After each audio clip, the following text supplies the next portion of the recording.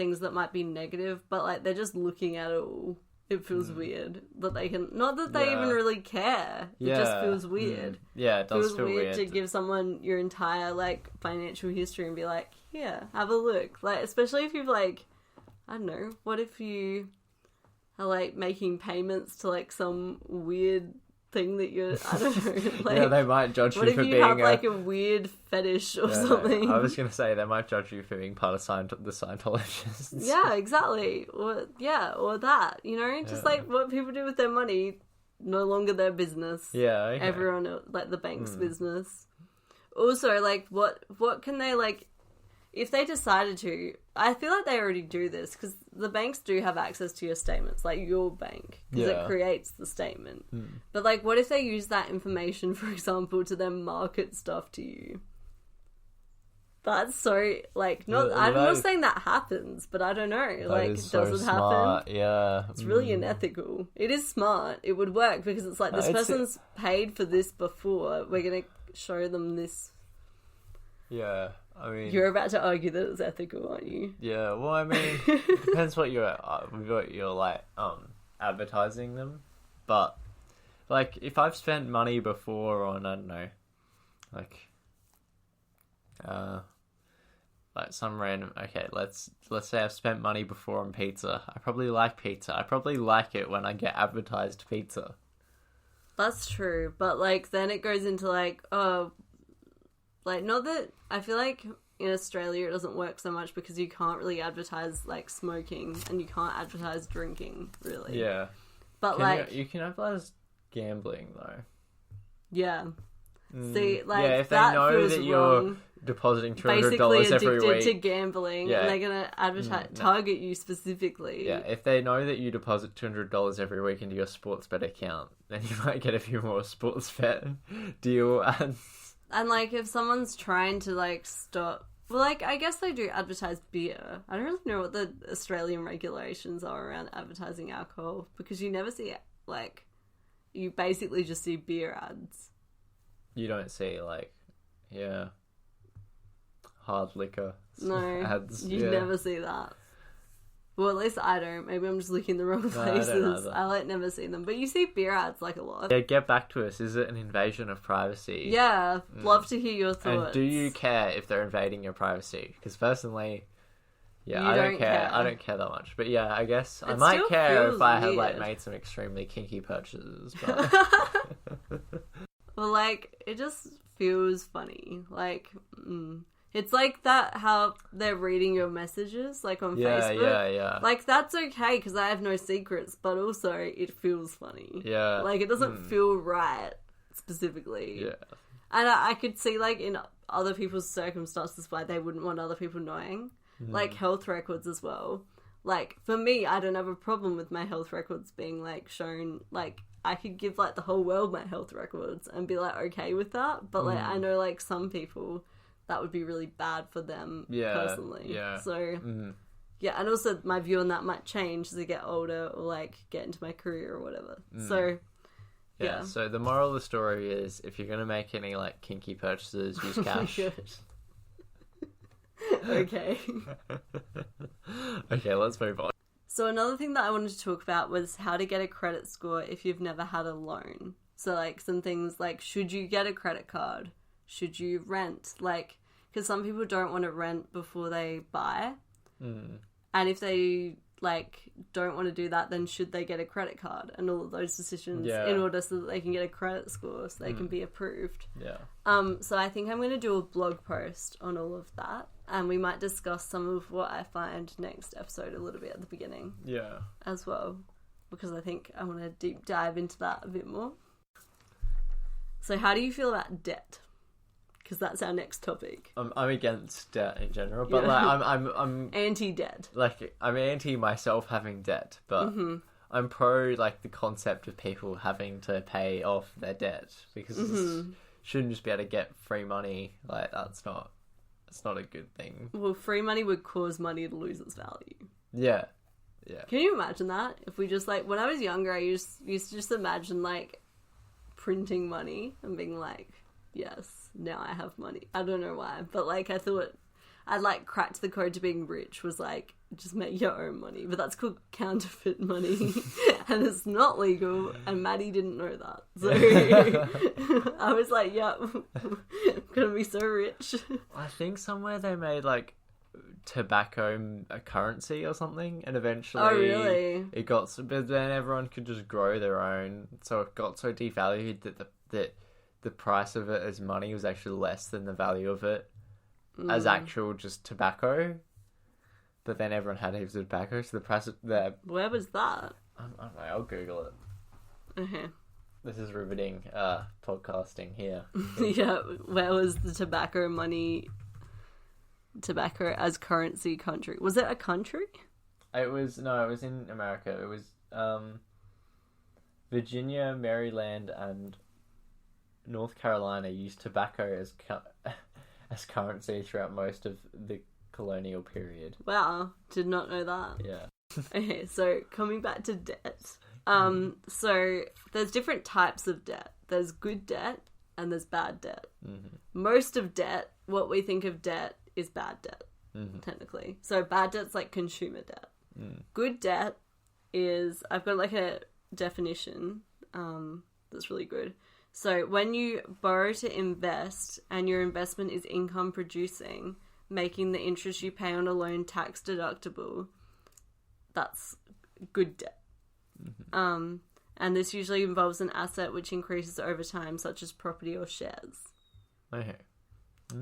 So that's good debt. Bad debt, on the other hand, is usually in the form of credit cards, personal loans, or any loans that you take out in something that will lose value over time.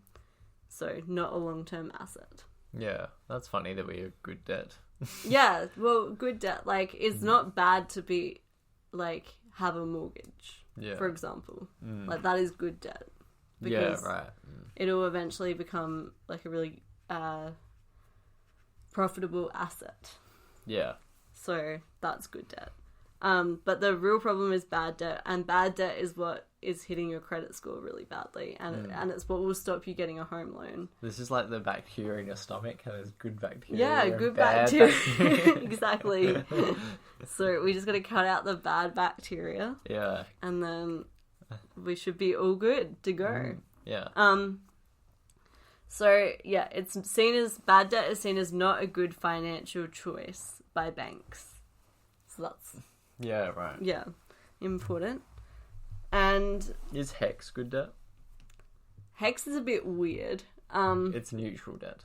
Yeah, it basically is neutral debt, and we'll get into how that will affect your ability to apply for a loan later in the episode. I guess I'd argue that if you're an art student, it's bad debt. You're gonna annoy our art student listeners. Sorry. Pew, pew. Shots fired. I think your degree is worthwhile. I do. Tom doesn't. I'm glad that you actually have to pay for your education. No, I'm just saying, like, free, like, university isn't necessarily the best thing. Is it not? Well, people can do, like, better things with their time than go to university, in a lot of cases. So it's like, if you're just gonna, like, go to university and do something that's not gonna, like, but I feel like people didn't go to university because it was free. Oh, they went there because they wanted to get the degree. And then it was free because that's how education should work. In most cases, yeah. But, like, if it was free, hypothetically, I feel like there would be people who just went because, like, why not? I guess. But there's people that do that now. Yeah, but I just feel like there will be more people doing that. And those people... I feel like the people who would do that...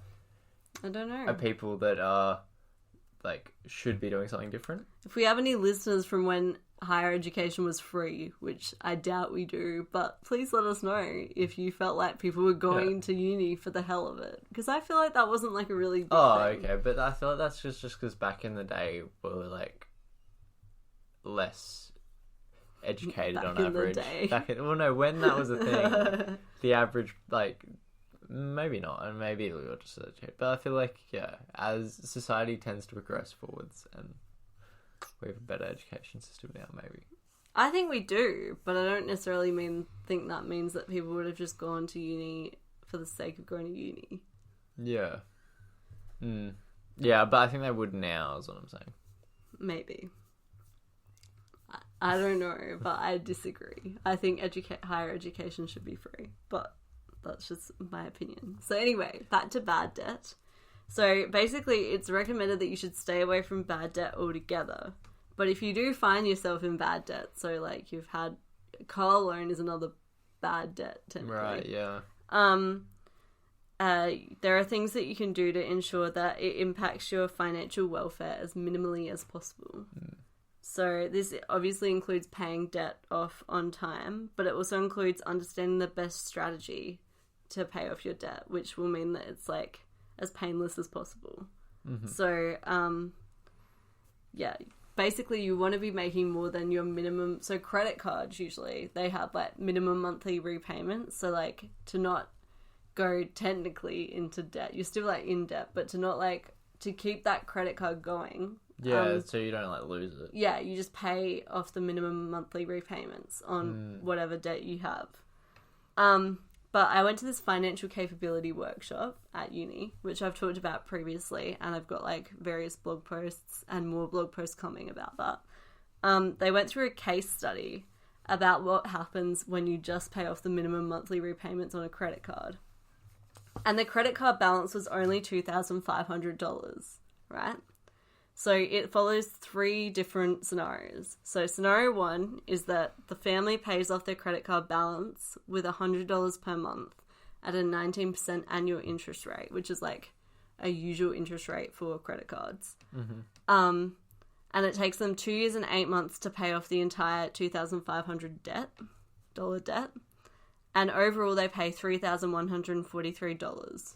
Yeah. So a lot of that, well, not a lot of it, but like some of that's interest, obviously. And then a second scenario is a family that pays $75 per month with the same interest rate and the same debt. And they end up paying $357 more than the first scenario. Yeah, because of interest. Yeah. And it takes them 3 months longer to pay off the debt. Because they obviously pay off less at a time because of the interest rate. Only 3 months? Yeah, 3 months more. Oh, that sounds wrong. Is it wrong? Oh, yeah, it is. It's a year and 3 months. Yeah. You're right. So it takes them a year and 3 months more to pay off the debt, and it costs them $357. Yeah. Thanks for pulling me up. So basically, and then the third scenario is that they make the minimum monthly repayments on the same debt, with the same interest rate. And it takes them over 38 years to pay off the original debt. Payment on that? It says minimum repayment on a credit card is 2% of the closing balance, or $10, whichever is greater in this example. Okay. So, yeah, right. Okay, wow. Okay, so yeah. So because it's got a 19% interest rate, it takes them 30-something years. Over 38 years to pay off the entire debt, and it will end up costing them a total of $10,060. Yeah. Okay. Can't speak properly. So today. they've like paid 4 times the value of the loan in that one. So the original debt was $2,500, and they paid $7,560 more than the original debt if they had to pay without interest. Oh my god. So yeah, that's why you make more than the minimum monthly repayments. That's just like a simple case study about that. Assuming you can, but yeah. Assuming you can. Obviously, the reason why minimum monthly repayments exists is so that you don't have to be like living off nothing because you have to pay the credit card back. But that's just an example of why people get sucked into credit cards and why it can be really bad. Yeah. Because people tend to be okay with paying the minimum monthly repayment and not really think about what that might be affecting in the future. Yeah, and they don't realise that how incredibly high the like interest rate might be. Like 19% is a lot. That's a usual interest rate for a credit card. Right, yeah, okay. Yeah, so credit cards are huge. Like, in fact, some are more than that. Like... Yeah, okay. So just in general, credit cards are bad. Pay them off as quickly as you can. Yes. Yeah. Yeah, so in general, credit cards are bad. And if you're going to pay them, make sure that you're trying to pay them off as quickly as possible. Yeah, so they're like the worst, some of the worst kind of debt you can have. So yeah, it's credit card debt. Get rid of the bad debt. Eliminate the bad bacteria. And